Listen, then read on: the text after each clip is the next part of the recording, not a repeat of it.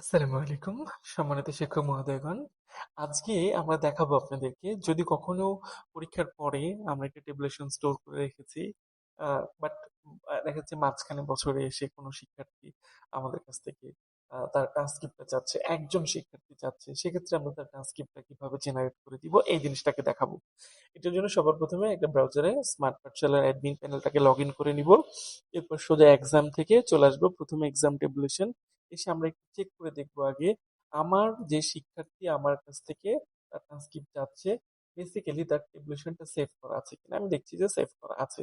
এবার তার টেবুলেশনটা আমি বা সরি ট্রান্সক্রিপ্টটা আমি ইজিলি দিয়ে দিতে পারি। এটার জন্য আমি বেসিক্যালি চলে আসবো এখানে ট্রান্সক্রিপ্টে, শুধুমাত্র তার সেশনটাকে এবং তার পরীক্ষার নামটাকে সিলেক্ট করে তার আইডি দিয়ে যখন আমি সার্চ করব, চমৎকারভাবে তার ট্রান্সক্রিপ্ট থেকে ডকুমেন্টগুলো কিন্তু চলে আসবে। এবার এটাকে এক্সপোর্ট টু পিডিএফ এ আমি যদি ক্লিক করি, অবভিয়াসলি উইদিন ফিউ সেকেন্ড খুবই চমৎকার কালারফুল তার ট্রান্সক্রিপ্টটা চলে আসবে।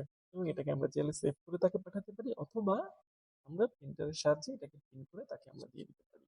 তো এইভাবে আমরা যে কোনো সময় এক্সামের যে ট্রান্সক্রিপ্ট আছে এই ট্রান্সক্রিপ্টটা আমরা কিন্তু ম্যানেজমেন্ট করতে পারবো। ধন্যবাদ।